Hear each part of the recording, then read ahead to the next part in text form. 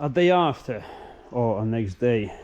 So just to recap the yesterday disasters, well, not really disasters but complications. So there was an issue with Moco oil cooler, thermostatic oil cooler adapter. There still is an issue because this is actually bolted on fully, and there is there's much bigger gap than the obviously gasket seals we have to take, so they need to be machined down a little. The thread is simply shorter than the thread on the fittings, so there you go. That obviously this is now all fitted. Everything matches, everything is good now after a bit of machining. The clutch was good.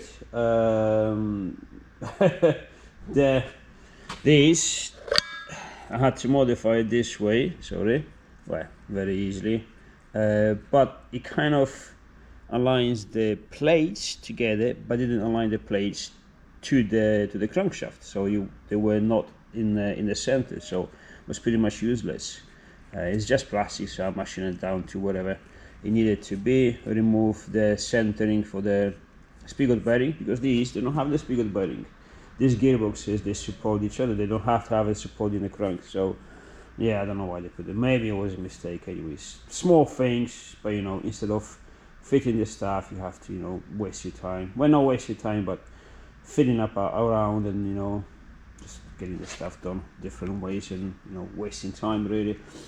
Now the sump, I didn't modify the sump yet because like I said, I want the engine in the car with the gearbox and everything on to find the perfect position for the oil return. But for that also I need a turbo, and now with the turbo obviously we know this bloody thing doesn't fit. Now unlike the exhaust manifold, is not bad at all for a log stake. It's kind of like a hybrid, it's log, but you know, not really shitty design.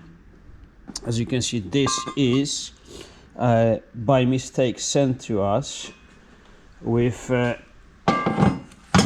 there you go, that's R36. That's 3.6 engine, not 3.2, and so they made a mistake, they sent the wrong one, and we cannot re-drill it because these gaps here, if you have to put a solid gasket, because you have to somehow, you know, you have these galleries for the for the exhaust, and you have to cover them, you have to seal that off. With the gaps, that wouldn't seal perfectly, and in time that's gonna blow the exhaust gases out, especially under pressure. So, but this is now turbo, so there is quite a lot of pressure there. So that's a no-go. The problem is Chris asked the guy who sold it when he can exchange it, and if you could potentially send the new one before this arrives there, because obviously now time is crucial and it's clearly their mistake. The guy said, yeah, you can send one immediately, but he has to pay for it. It's like, well, cheers for that. Not really helpful, is it? On the other side, I understand the guys, you know, he's like, okay, listen, you know, I'm not sure if you're gonna send this back, you know, you potentially may have two of them at the price of one. I don't like it, but if that was me, middle ground, I would say, you know what, give me, I don't know how much they cost. If they cost 800 quid, I would say, if I pay for them, for example, 300 quid, I would say to the guys, listen, pay me the deposit 300 quid, and as soon as I have this one back, I will refund you the money or something, so it covers both grounds. But you know, people just don't care these days. So another option was to use the old one that we used to have with the smaller turbo on a T3 flange, which is okay. Again, is a good exhaust manifold, I like it, but is a single scroll and is a T3 flange instead of T4. Now the new turbo, we have a T4 flange. It looks like it will fit, it will clear the block and the gearbox and everything, but we'll need an adapter from T3 to T4, but it's still a single scroll. There's nothing you can do about it. The single divided exhaust manifold has to be divided inside, and we can't do it here. So again, that's going to be a compromise just because we're running out of time, blah blah. No, it's not viable. It just doesn't make any sense. Now, another option, which this is the one that Steve likes mostly, and I see why. I don't like this, but for different reasons you may think. So this is now, let's say you're making, so you have twin scroll. This is completely divided, as you can see, clearly divided twin scroll. You make a Y-piece link, same or very similar that I've done on my VR5. So bring them here into a T4 divided flange, and the turbo will stay on the top of the engine. I got one hand, I'm not gonna show you because, anyways, it looks fucking awesome because it's there. Compressor is here. The turbine is exactly in the middle of here of the exhaust, so it puts the turbo in a really nice position. Nice position to work with, a nice position to look at, because again, you know, it's a byproduct, you know, the look. But if it does look good as well, then why not, obviously. Now, I don't like it, not because this doesn't work. It actually works really good, and it probably works even better than this Lockster manifold with a single gate, which is not bad, but you know, this is good. These engines make a lot of power on these, and I like them because, you know, they're sturdy. They keep the turbo close to the block. There's not much leverage of the heavy turbo, and they support the weight of the turbo on their own. This probably for the flow will work slightly better because this nice 3-into-1 merge collectors, and then this 2-into-2, sorry, because it's divided to 4. You know, it will work nicely, but you have to add another wastegate, and because the wastegate is a different type, you have to get 2 wastegates, 2 flanges here and a nice flange for the divided, and that's gonna be costly, and that's gonna be a lot of work. Well, not a lot of work, but you need about 2 days completing the job, you know, flanges and everything. So I don't want to do it because it takes time. If that is the only option, then, you know, it will have to be. So I was hoping that this is gonna be sent back kind of in time. Even if you're wasting a few days, it's still gonna be an easier option.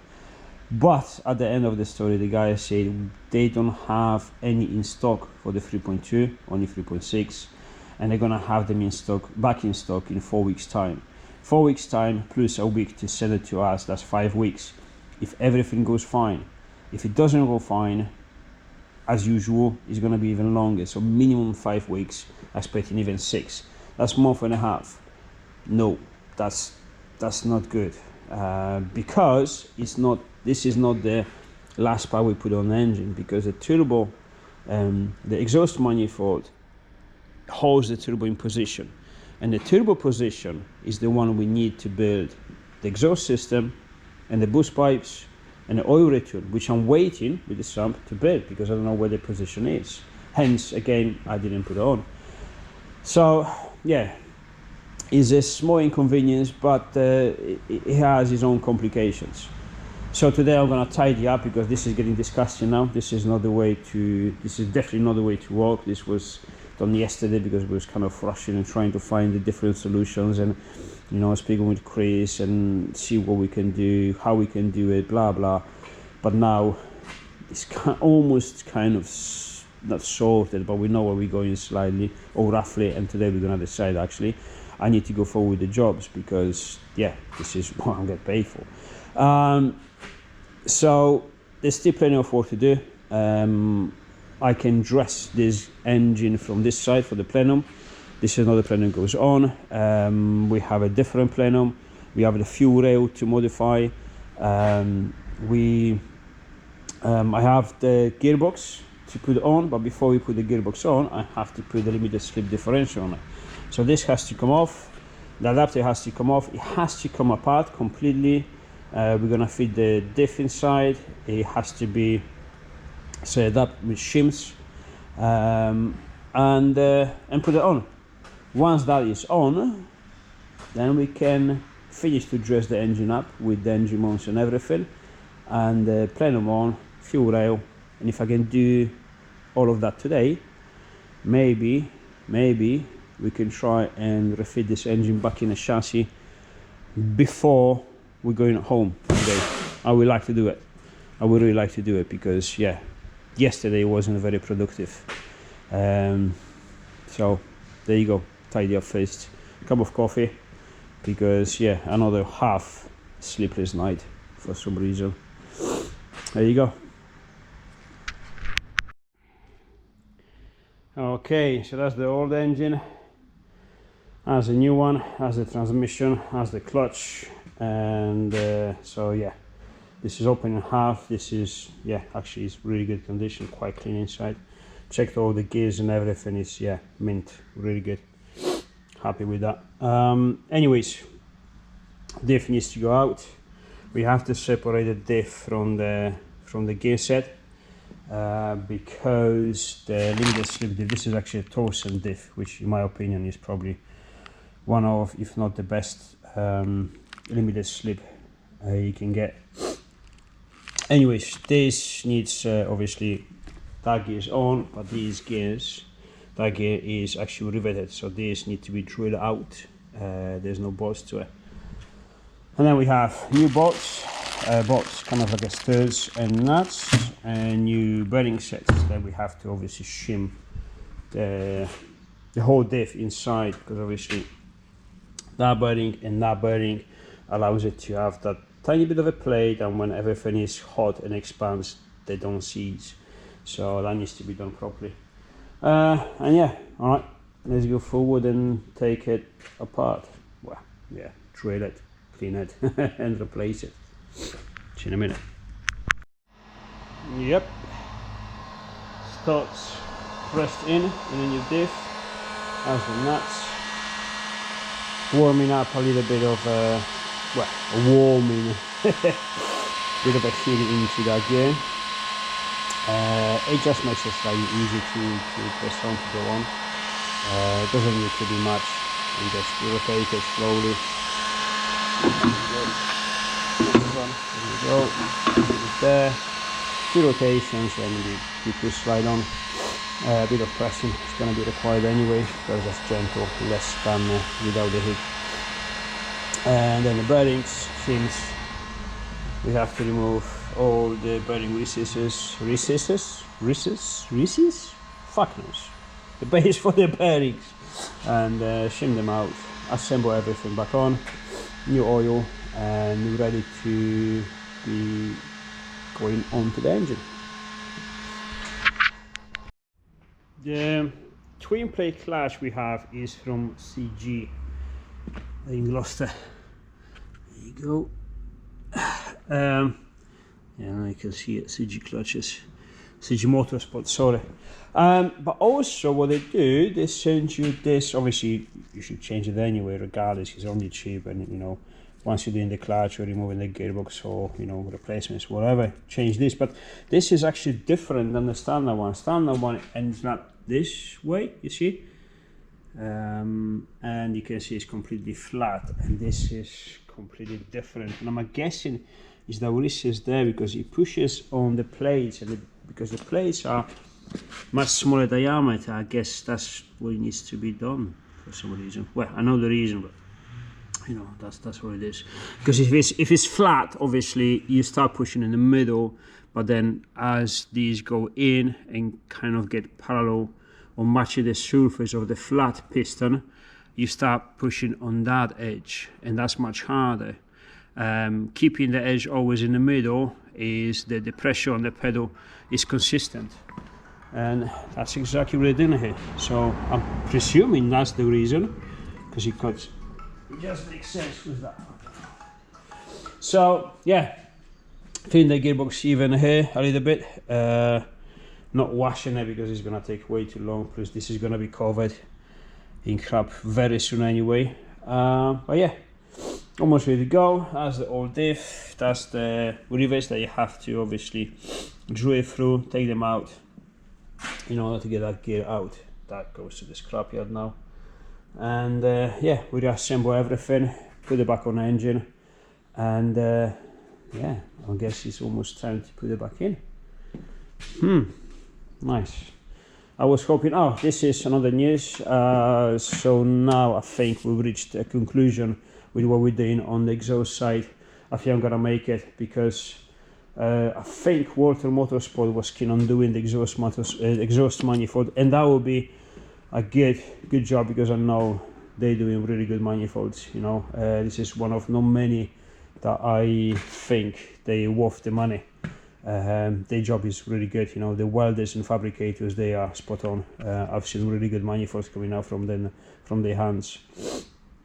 I stopped making them because it doesn't suit me anymore, that job, and I've done it a long time ago, for a long time, and that's enough. However, sometimes I still do it. Some remaining stuff. However, yeah, it's the reason why I'm not doing this, because we are short in time. We have to move the premises and all that stuff. I kind of planned everything in timing with a couple of days to spare, and everything is as it should be. Unfortunately, anything that goes wrong like this, it could be potential problem, so you have to manage that problem wisely, otherwise I will not have a time to actually finish the car, and that's not acceptable. So although Walter Motorsport, they said they could do it quite quickly, I know how long it takes to obviously to get a good exhaust manifold, especially on the VR6, because the runners are very close to each other, so you have a very limited space to build 6 individual runners, and so that's gonna take some time, regardless if you're gonna start immediately or not, because obviously it's one day to take the car to them, one day to take the car to us, and about at least a week to build one, at least.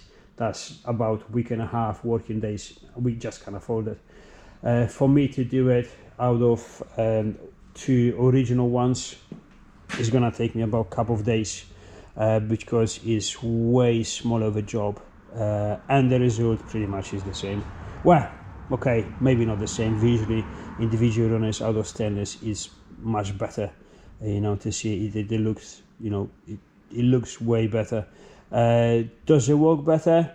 Arguably yes, but not by much, because if you see in this the merge collectors here, this is essentially 2 merge collectors, they're actually very alright for the flow. They're not bad at all. And so although yes, you know, fully performance one has maybe some advantages, but this will be very close, 95% of that.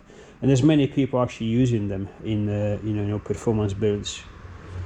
So yeah, that's the conclusion. We're going that we're taking that option.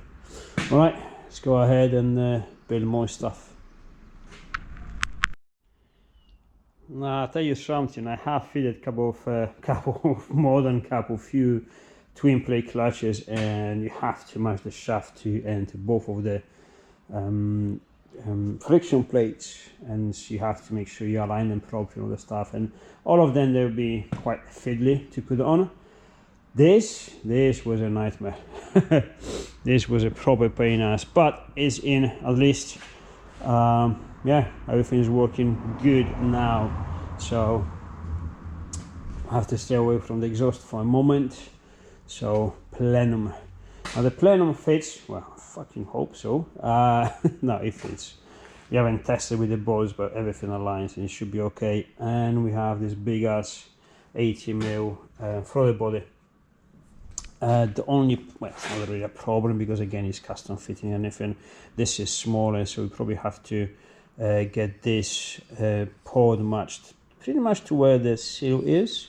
There's O-ring, not a problem, you can just use a little bit of sealant around it, it's fine, you know, to get this, it'll be okay. So yeah, bit of porting, cleaning, assembling the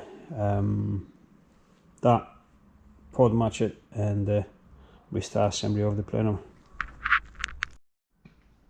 Okay, so injectors in, these are CP1000, fuel rail temporarily in. I put it on just because I need to see how much space I have once the plenum is on, and where to put the fittings, because again this is outer tuneless, and we need a system with the fuel returning to the fuel tank, so it needs to be modified. But I need to see what's my possibilities.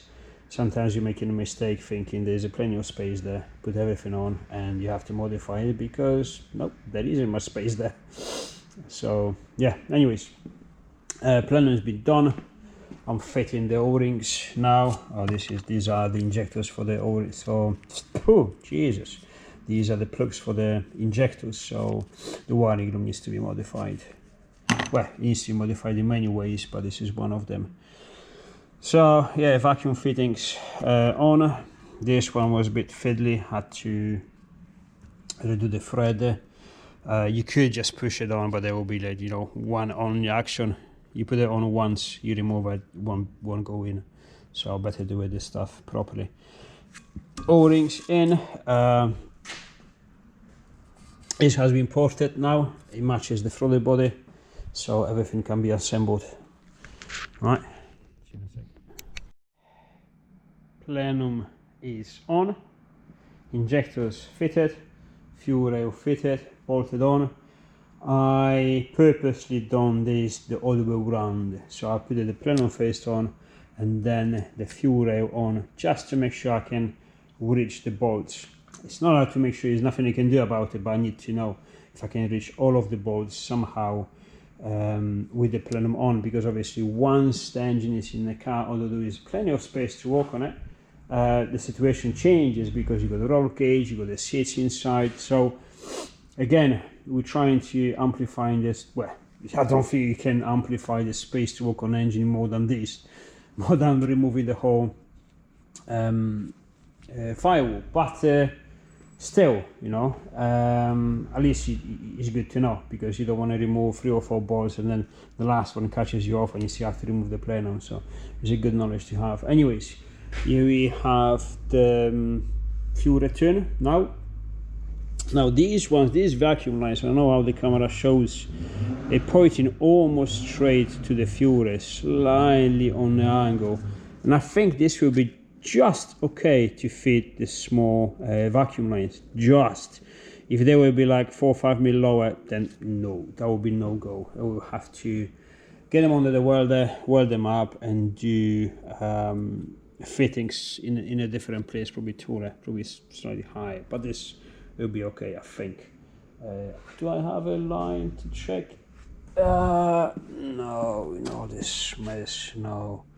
We said the other day we have to get some 3 mil vacuum line, but we didn't. So no, I'm sure it'll be fine. So now it's time, I think, to, before I put the engine in, I said, okay, I'm gonna, you know, sort this thing out, because obviously this isn't the fitting we need to use. We need AN fittings, so they have to end like this. So as my typical, I was like, okay, I'm gonna machine this off, gonna chop this off, machine something nice so this is gonna fit inside this, and then weld them around, because I think this is stainless. Yeah, it looks stainless. So yeah, you can join them together, but then it's like, well, you can just buy them for about 10 quid each. But then there's another lines fitting, which is a 90 degree, which is M22 by 1.5, and it gets straight into the 90 degree into the braided line without additional fittings, and I like it. Okay, so the downside of that is if you have to remove it, you have to remove it from the main thread, from this, which is aluminium. You don't want to fuck about too many times with that, but also saves space, because not having the adapter and then on top of the adapter the fitting, you're saving probably about 1.5 inches, almost 2 inches. Well, 2 inches maybe too much, but 1.5 inches at least. And that gives me kind of an idea, because if we have a nice tight 90 degree fittings, of course you can have them at 120 degree, blah blah, but at 90 degree it's nice, because it will just shoot just under the alternator. Now, do we want to go this road? It depends. Depends on what? Depending on where the oil cooler actually is situated inside the chassis, inside the car. Where is it situated? It depends how big it is. So I haven't bought it. Chris bought it. He bought a pretty big one, which, yeah, makes sense because obviously circuit using, you know, is good. This is my old one. I can't remember where I got it from, but it's exactly the same sizes, but exactly half. So same width, same fittings, blah blah, just half. Now this one here, for example, I know already. Okay, go back. Sorry. If I get the lines under the alternator, like I said, they're gonna be shooting straight into that opening in the chassis here, which we know. We also have this here, which, you know, it'll be nice because it kind of accumulates the air from the side vent and it shoots it inside the wing, inside the quarter. However, this fucker is a little bit too big. It just wouldn't fit, it sticks out too much. If I put it too much on the angle, then, you know, it goes against the airflow, so it wouldn't work neither this way or that way. It's just too big, period. I mean, I've tried, I mean, I got the camera in one hand so I can show you exactly, but I've tried different angles and it's just a little bit too big. Now this one, on the other hand, it just suits it perfectly. It's half the size and it fits perfectly, you know. There you go. Nice and straight. You can put a vent, you can direct the airflow to it, and it will fit perfectly. Now on the other hand, we have another space. This is where I put my oil cooler, which is behind, just behind the tail light, which sits roughly, well, mine is slightly smaller, well, much smaller actually. It sits there and just avoids the tail light. And you say, okay, but where's the airflow? Well, the airflow will be from, so blocking that off, and it will be through here, but you still have to modify this, you know. Not too much light, can you see it? Yeah, you can. So this will have to be modified a little, so probably because it's plastic molded or whatever, get some air through it. So if I block the air from there, anything that goes from the side, it will have to travel to the back.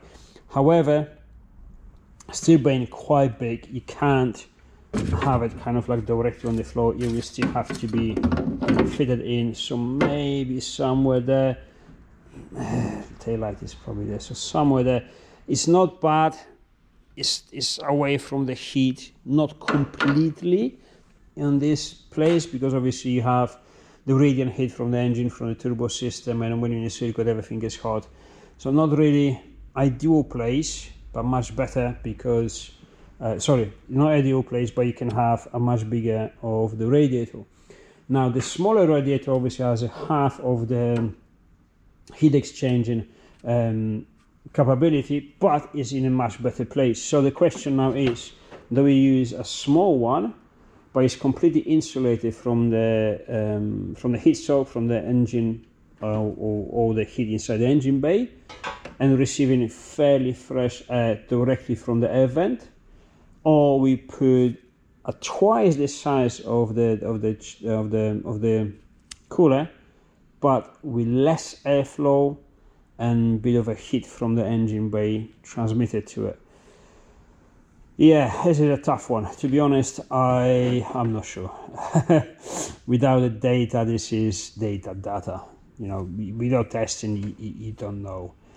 Don't know. It's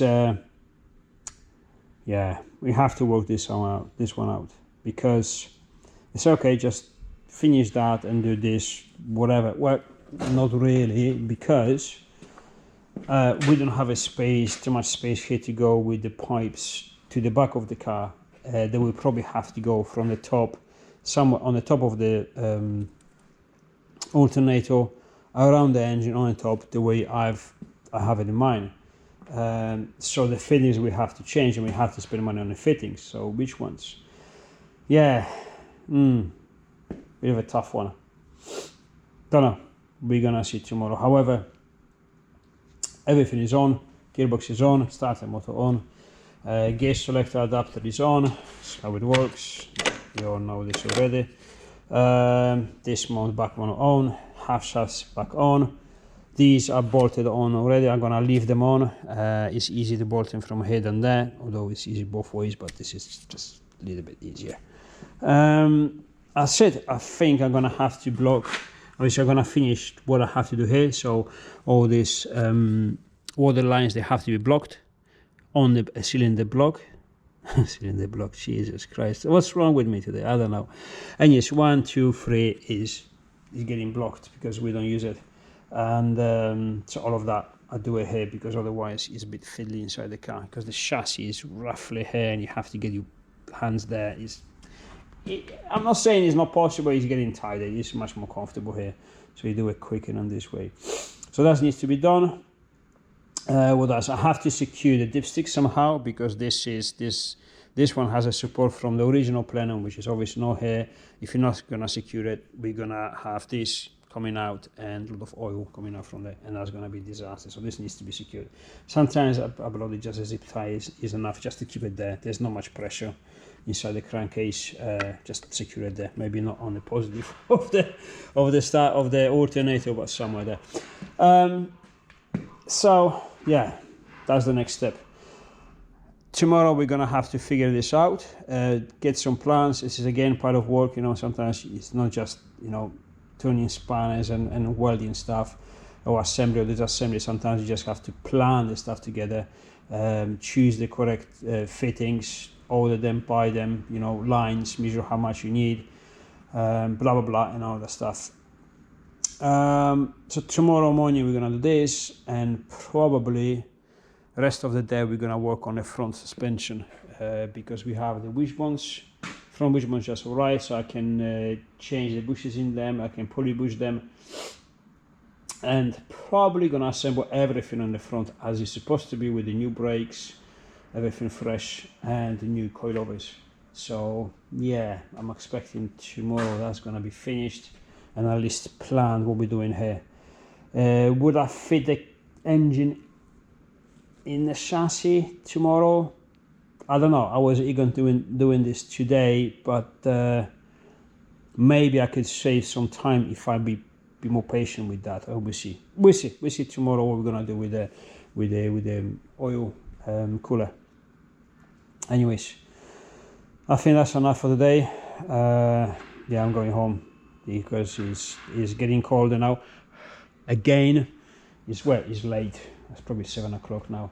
I'm putting long days, and yeah, not fan of that.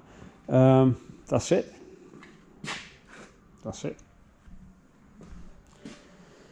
Making mess again.